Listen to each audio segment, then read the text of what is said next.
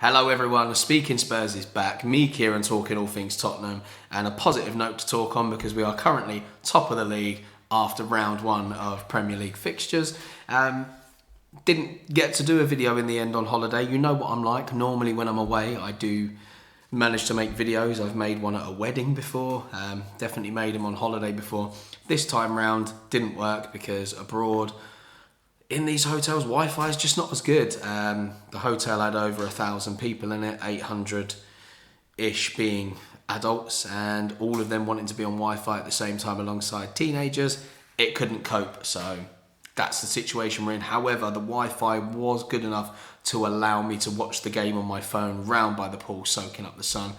And I'm a happy boy because our biggest ever opening day win in the Premier League saw us come from behind to beat Southampton 4-1 at the Tottenham Hotspur Stadium on Saturday afternoon. Glorious sunshine in England as well as Mallorca where I was, so N17 nice and sunny for our fans, singing in full voice. But unfortunately, visitors were the ones that went ahead. And that's what we're going to talk about, the game, probably chuck in some player ratings and just a few of my opinions. So I'm going to jump straight into it. Got everything typed up that I want to say. Got back in the UK yesterday and jumped on that. So, in we go. So, the visitors, Southampton, went ahead after 12 minutes when Djenepo dug out across to the edge of the area, which fell to James Ward-Prowse, a player that we were linked with earlier in the window. And his right-footed volley that he bounced into the ground went past the diver Hugo Lloris. You know, it kind of come against the run of play. We were playing all right. We responded well, though, which is always a good thing because pre-season's hard to judge, but I thought we were okay, but didn't play to our full capabilities whatsoever. So I was wondering how we were going to respond going behind, and we did. We went well. We led by half-time. Ryan Sessegnon, nice and bulked up after some summer strength and conditioning. He levelled it up with his first Premier League goal in our colours on 21 minutes. He headed home a Dejan Kulusevski cross past Bazanu at the back post.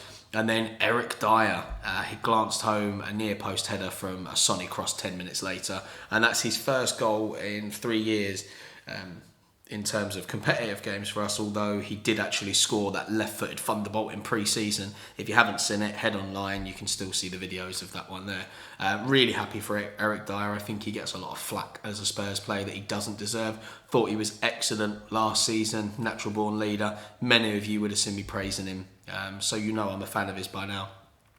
More chances came and went. Ben Davies forced Bazanu into a smart save with his 25-yard shot. Son blazed over from 10 yards out before Harry Kane was then denied by Bazanu after an excellent flowing move through the heart of the Saints' defence. And then second half, Sessegnon scores again, this time ruled out. Good bit of play from us, ruled out correctly for offside. But it just goes to show that he's really taken on board what Conte wants. The strength that he showed down that side was, you know, it was really good from where he's come from. But we did make that dominance pay off with a quick-fire double just after the hour mark. Emerson Royal was at the centre, was the creator of both. First, when Salazar got his feet in a muddle and diverted Royal's cross into his own net before the Brazilian right-back then found Kulusevski, who curled home in style from 15 yards out to make it 4-1. And I actually thought Emerson Royal had a really good game, one of his best in Spurs colours, if I'm honest, but for some reason he's still linked with moves away from the club, even though he was preferred over Jed Spence and Matt Doherty for the game. And then at the other end, Lloris was called into action to make a very smart save, low down to keep out Aribo's angled shot. While we should have actually added to our tally 8 minutes from time, but Son's shot straight at the goalkeeper from Kane's pass. 3 players made their debuts for us during this win, with Ivan Perisic, Clement Longley and Yves Bissouma all coming off the bench in the second half to cap a great day all around. The win saw us obviously top the Premier League table, jumping above the Gooners, which is always good to see. So we sit top on goal difference. The victory came as our Spurs coach decided against starting any of our new signings. Not a single new signing was in that starting lineup. But as I said, 3 of them did manage to get on. Forster and Jed Spence all began on the bench as well. And Richarlison obviously was suspended for the game for the flare throwing incident whilst he was at Everton. When Conte was actually asked about why he didn't start any of the new signings, my personal opinion was he was very fair. What he had to say was, I'm not surprised because I think I used common sense. In this moment, we are starting the new season and the old players reached a big achievement last season to get a place in the Champions League.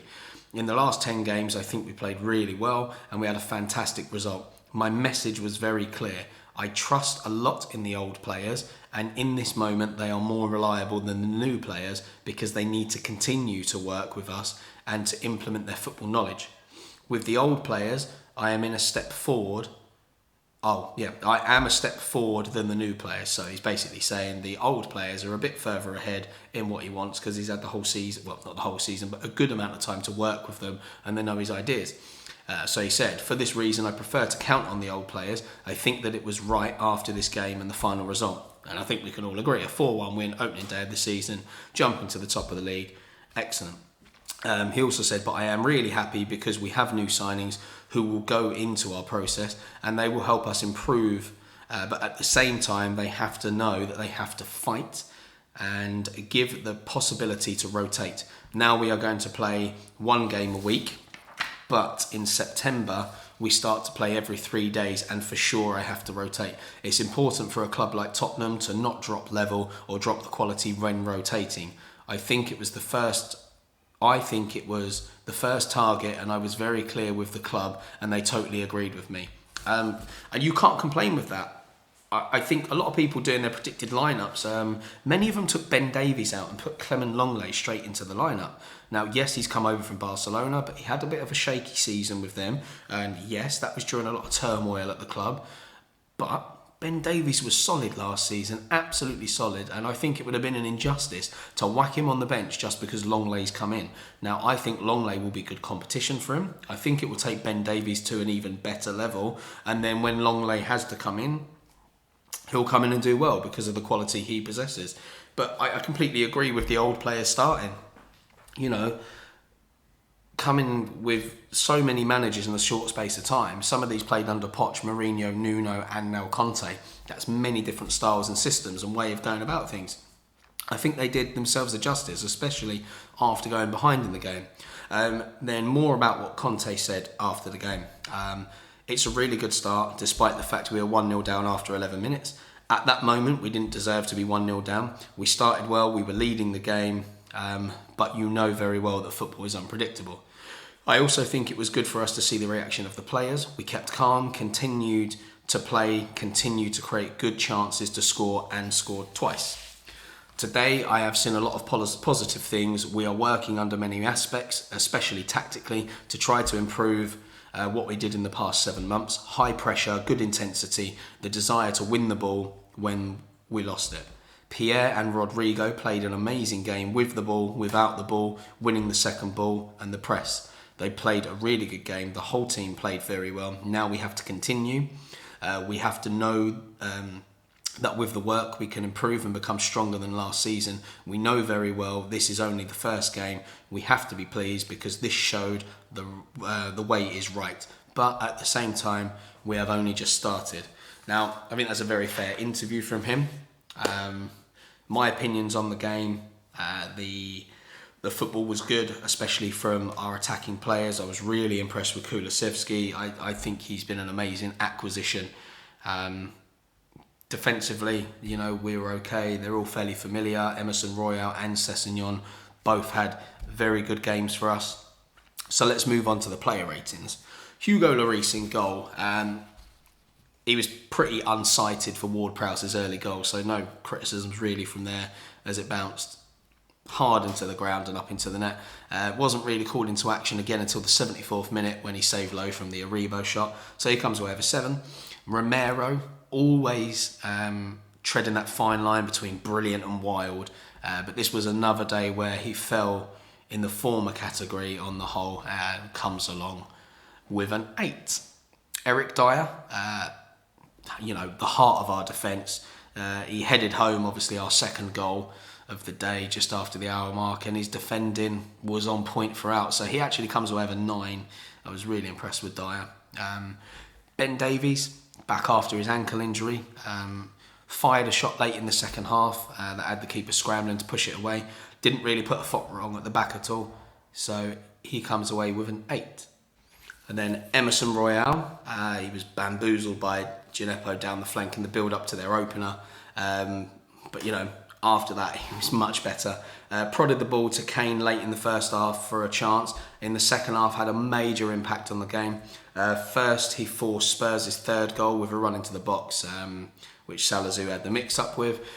He then got to the byline and grabbed the assist for Kulusevski, where he just cut it back. Very simple football, that's all it was. Get to the byline, cut it back. No forced cross, it was just a simple pass. Balanced up that early defensive problem with his attacking forays in the second. So he actually gets an 8.